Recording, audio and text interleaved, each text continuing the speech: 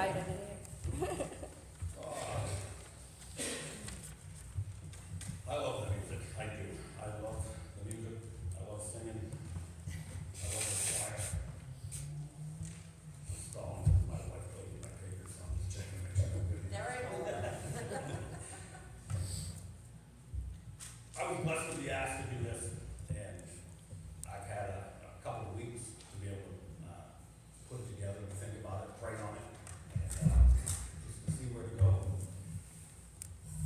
And what was called to my heart and brought to my attention was, do we hear God? Do you listen when God's speaking? He talks to us. He talks to us all. And he talks more clearly and louder when you take the time to talk with him. If you put in your time worshiping, praising, reading, studying, he talks even more. He talks even louder. So you begin to recognize, you begin to hear. The title of my sermon today is Whispers That Heal. God's healing voice is found in gentleness. His whispers carry restoration when we're down and we're out. It carries conviction when we've gone astray and something wrong. Most importantly, it carries grace. When God speaks to us, there's grace in every word that he says to us. Whether he's convicting us or whether he's restoring us and bringing us back, there's always grace. God's word is full of grace. The Bible is full of grace. And as Christians, we're called to echo that voice in how we speak to each other and how we speak to others. So, I'm going to start with a little history lesson to get started in recognizing how God speaks and when we're down. And, so if you turn into 1 Kings, verse 19 is where I'm going to start today. There'll be nothing on the screen today, just, I'd just like to just take our time and get to the Bible. And so I didn't ask Cheryl to do anything on the screen today. So in 1 Kings 19, verse 1, we're looking at Elijah. Elijah was a prophet.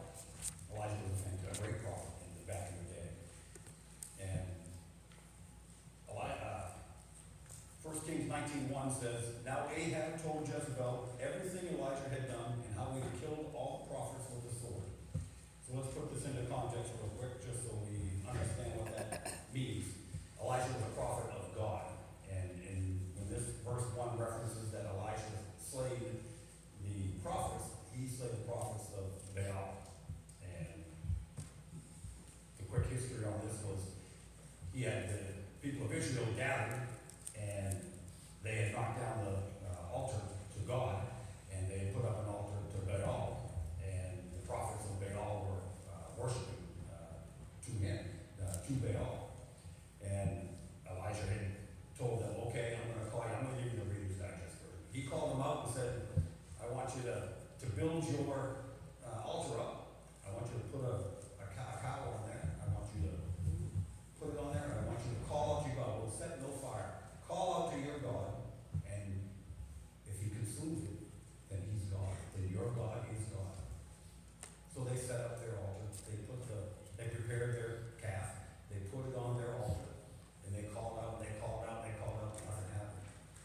About midday, Elijah started to taunt them, and he said, is your God sleeping? Is he traveling? Is he awake? Does he need to be awakened? What's going on? He was taunting them. Finally, he said, it's my turn. He rebuilt the altar to God, and he prepared the calf, and he put the calf on there. And then he said to the people of Israel, fill up that water jar and pour it on the fire, pour it on the logs, pour it on the calf. Do it again. Do it again. 3 times they saturated that altar and all the wood. They saturated it, soaking wet. There was a puddle of water around it because when he built that altar up, he dug a trench. A trench that, if you translate what it says, it's about 24 pounds of seed that would have filled that trench all the way around it. And then he called out to God and prayed to God and said, God, show the people of Israel who you are.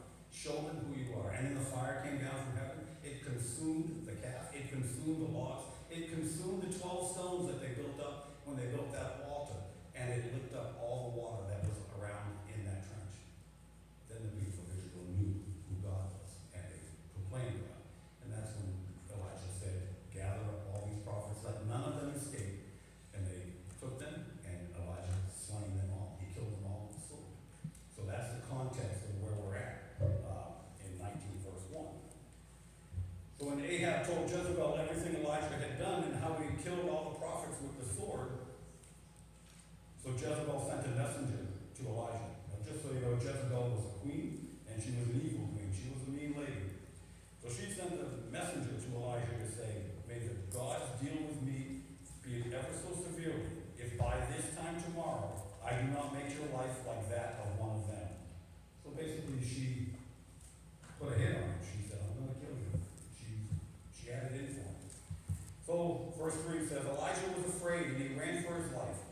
When he came to Beersheba in Judah, he left his servant there while he himself went a day's journey into the wilderness. He came to a broom bush, and other translations will say juniper tree. And he sat down under it and he prayed that he might die. I have had enough, Lord, he said. Take my life. I am no better than my ancestors. And he lay down under the bush and he fell asleep. He was distraught over what had happened. He did God's will, but it still brought him down. It still made him think in his mind what had happened. So what did God do? Well, God, when Elisha lay down to sleep, God sent an angel. And the angel woke him.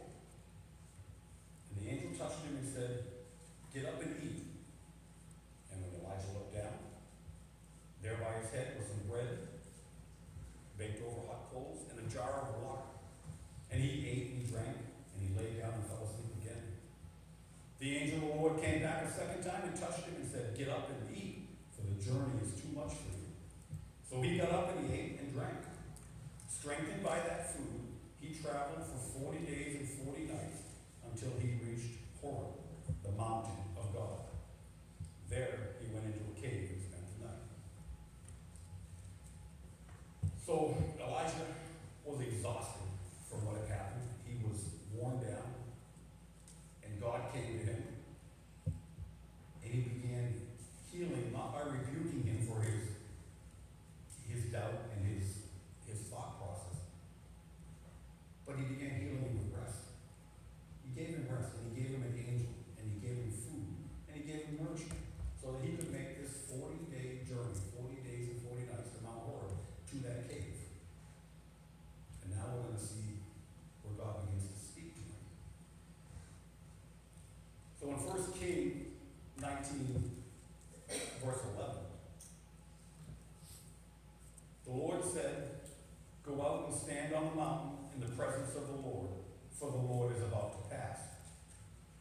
Then a great and powerful wind tore the mountain apart and shattered the rocks before the Lord. But the Lord was not in the wind. After the wind, there was an earthquake. But the Lord was not in the earthquake. After the earthquake came a fire. But the Lord was not in the fire. And after the fire came a gentle whisper. When Elijah heard it, he pulled his cloak over his face, and he went out and stood at the mouth of the cave. And then a voice said to him, what are you doing here, Elijah? God whispered to him. He gave him food first. He showed all this great and mighty power when he passed by him at that cave. But he wasn't in any of that. When it came time to talk to Elijah, God whispered. And he said, why are you here?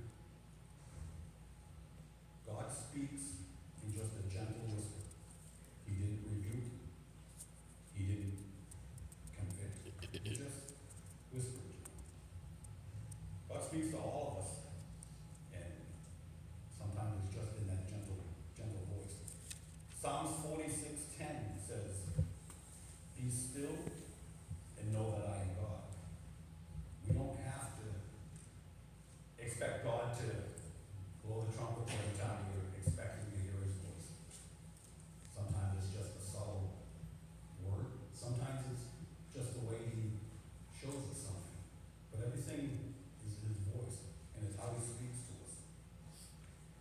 Even Jesus knew that the world was noisy.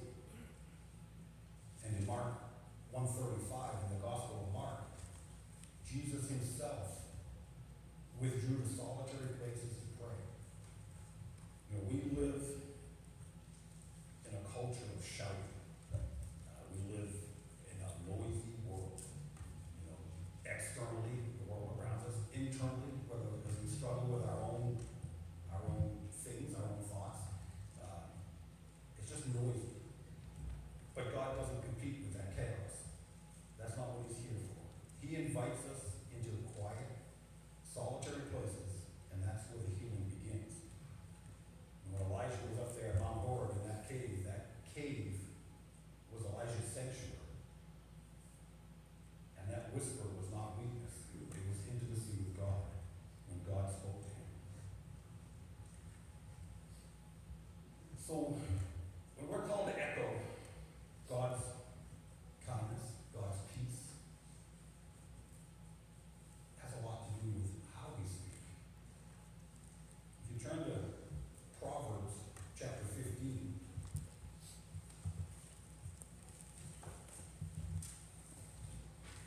a lot of what I'm talking about today is going to revolve around this one scripture. Proverbs is a book of wisdom, and it's what started me on my journey with God, and it's how I ended up here. It's just reading Proverbs. So Proverbs 15, verse 1, says a gentle answer turns away wrath, but a harsh word stirs up anger.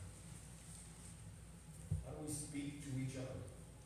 How do we talk to people with different points of views, with different ideas, with different thoughts? How do we talk to those people? How do they talk to us? You know, our opinions aren't always right. Their opinions aren't always right. But how we communicate with each other. And we see in this world right now that all of us, no matter who you are, we don't communicate well. We don't. Once upon a time, we used to be able to communicate civilly. And we could have a disagreement in the morning, but sit down at lunchtime and have a cup of coffee. That doesn't happen much anymore. And that's too bad. And I hope and pray for all of us that we get there again.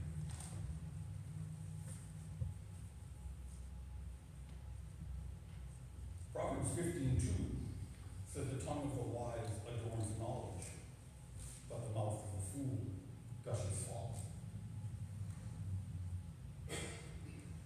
We have to think about our words. We have to think about how we portray ourselves. We are Christians. We are Christians. We are here representing God. We're representing Jesus. We are to be like him in every way that we can. We'll never be perfect. We know that. All of us know that. I'll never be perfect. But I'm going to try hard every day to be as perfect as I can be and to be as pleasing in God's sight as I can be. A lot of days I fall short. There's no doubt about it. A lot of days I fall short. You think about, you think about our words. Proverbs 12:18 says the words of the reckless pierce like swords, but the tongue of the wise brings healing. What do we do with our words? Proverbs is wisdom. And if God is telling us how we should speak, are we hearing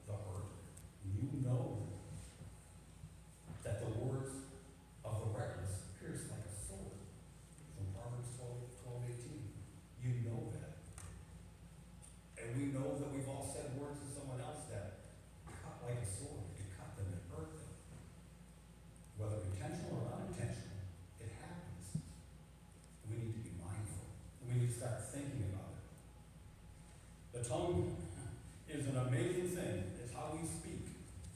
And if you turn to James chapter 3, you'll see once again God is talking about our speech and our tongue. James chapter 3, verse 5 says, likewise, the tongue is a small part of the body, but it makes great boast. Consider what a great forest is set on fire by a small spark. How much anger, how much hurt, how much discontent can just our words do to somebody? How much of that same can happen to us when someone else speaks? Do we take the time to think about it?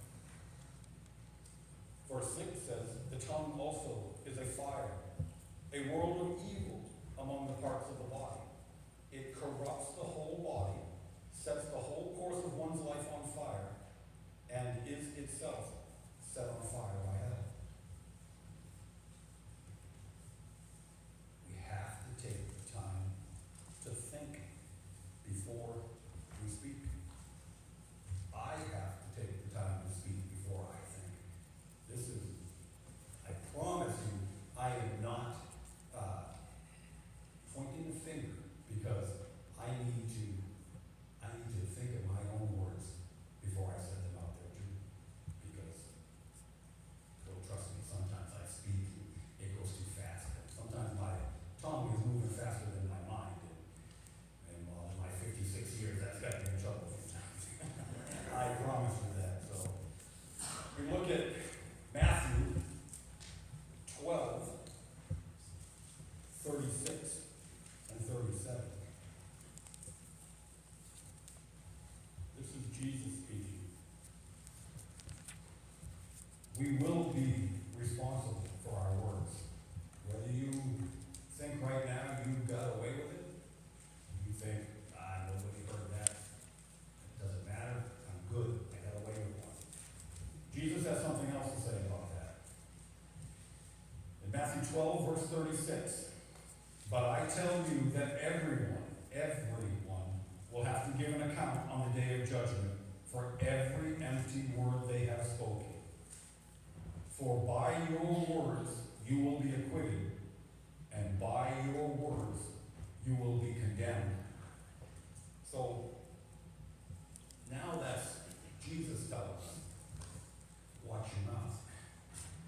Because one day we will all answer for what we said. It's important to think it through. It's important to just think it through. You gotta take the time to tone it down, calm it down, relax, and then speak. Or don't speak. Sometimes you just need to step away and not speak, not say anything. And sometimes it's not what you say, it's how you say it. We're getting there, you know. So, Proverbs 15:1, a lot of what I'm talking about today just revolves around that. Those harsh words. And that Proverbs 1 through 5, that whole section right there emphasizes the wisdom of a gentle response. You know, harshness, rude words, unkind words, they just escalate conflict. Where those kind words, that gentleness, that just invites peace. So we reflect on this so far. Healing begins not just in what we say, but how we say it. My wife's told me this many times. I've heard this before. So let's think about God's words and how God restores with his words. We go to Psalms 107.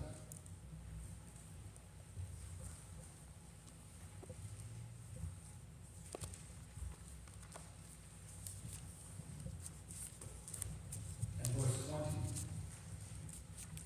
Psalms 107, verse 20 says, he sent out his word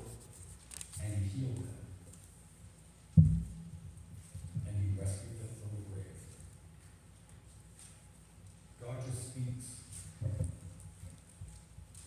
and his word keeps. When you read his word, that is God speaking to you. And if you take your time with it, I promise you, you will be healed. It will change your life. There's no doubt about it. It will change your life.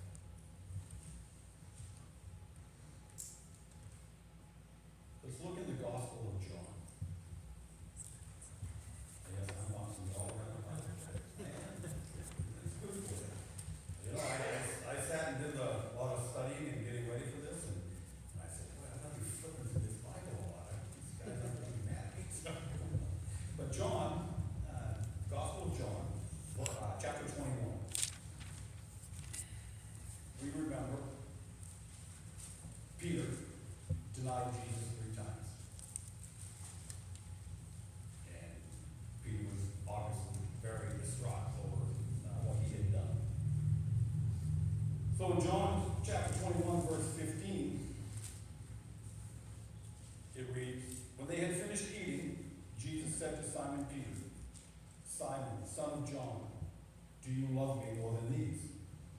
Yes, Lord, he said. You know that I love you. Jesus said, feed my lambs. And again Jesus said, Simon, son of John, do you love me? And he answered, yes, Lord, you know that I love you. Jesus said, take care of my sheep.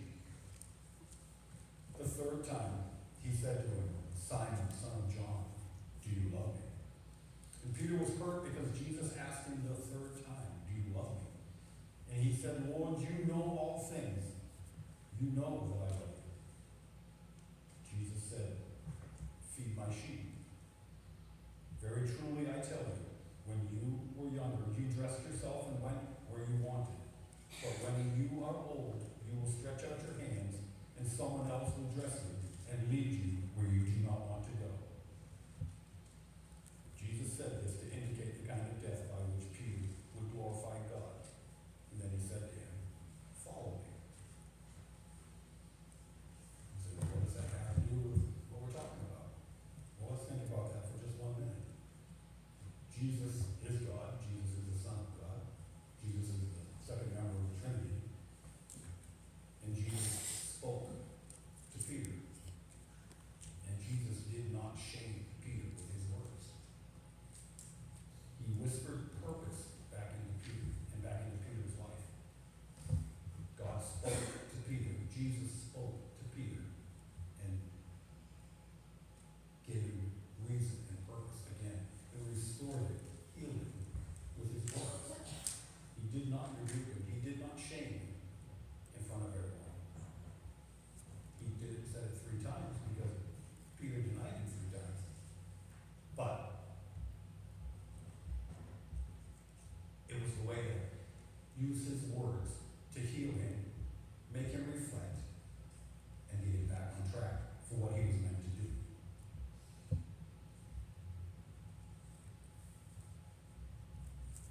God's whispers rebuild what shame has torn down. Restoration of all of us comes from quiet repetition and grace-filled truth. So how do we, as Christians, become God's whisper?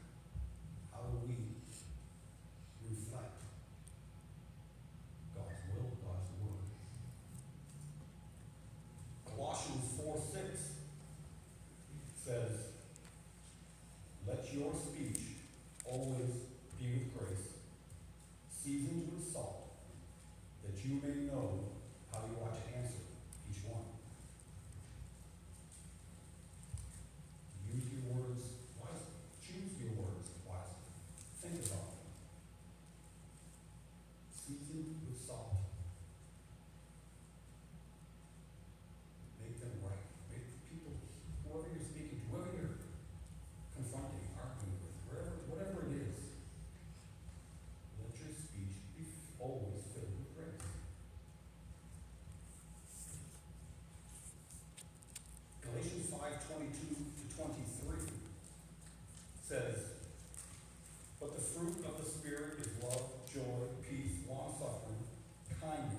goodness, faithfulness, gentleness, self-control.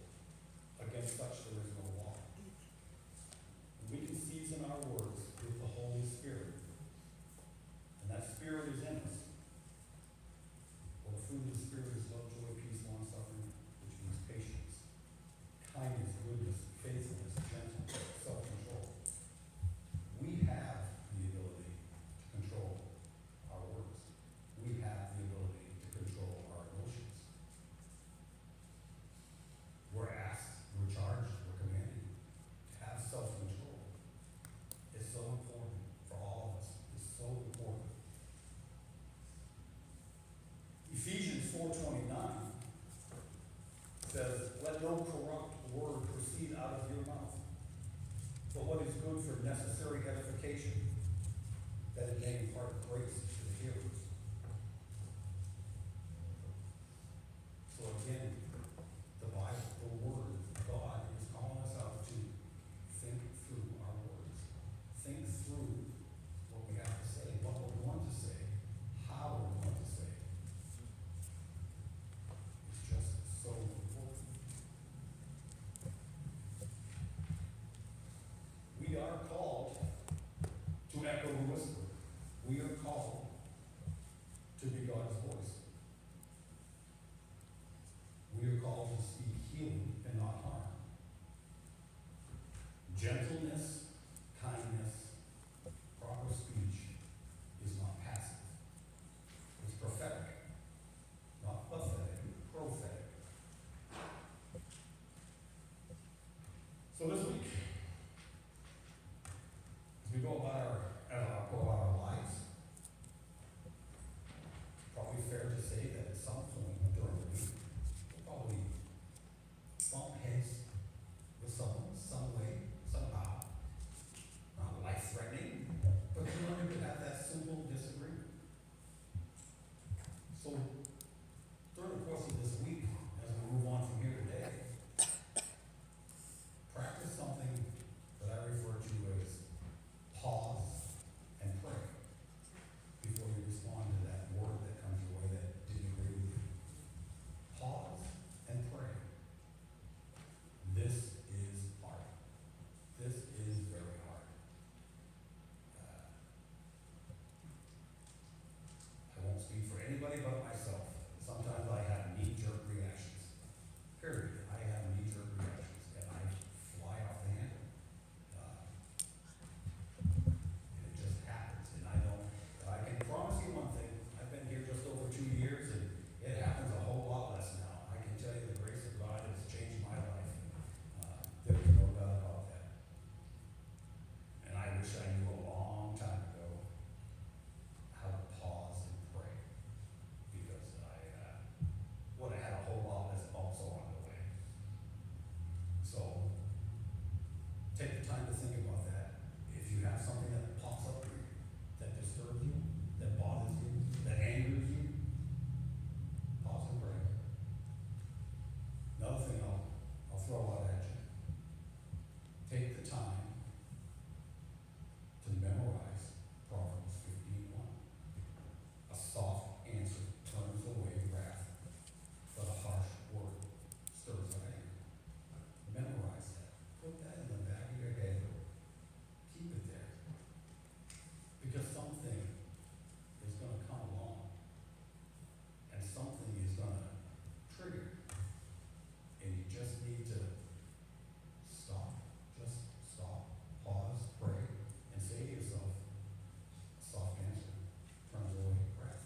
Do I need to escalate this? Do I need to bump heads? Do I need to be right? I don't always need to be right. I don't need to be right. I don't. And when you can humble yourself, and I've had to humble myself many times. I don't speak for anybody else. I speak for myself. And so if you can just take the time to pause and pray, take the time to memorize Proverbs 15:1. Write it on a piece of paper. Put it on the fridge. Put it on your lunchbox. I still carry one to work every day. So I have to carry one forever.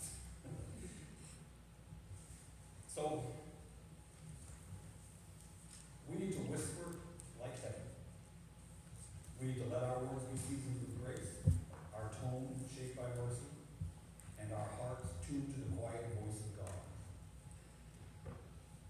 When somebody does you wrong, you need to restore that relationship. Speak restoration to whoever it is, whatever it was, like Jesus did with Peter. Peter denied Jesus 3 times. Jesus died on that cross. Jesus even told him he was doing it. He said, no, I won't, no, I won't, no, I won't. And guess what? Yes, he did, yes, he did, yes, he did. Over this week, don't speak to win arguments. Speak to win hearts.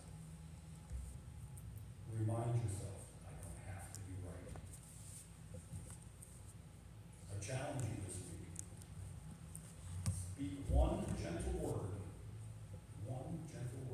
where you would normally react harshly. You bump heads with somebody, stop. And instead of doing what I always do, speak kind. Speak God. Whisper healing words. Don't bump heads. Ask God when you pray to make your voice an echo of his healing whisper. I have been blessed to be able to be here today. May God who speaks in stillness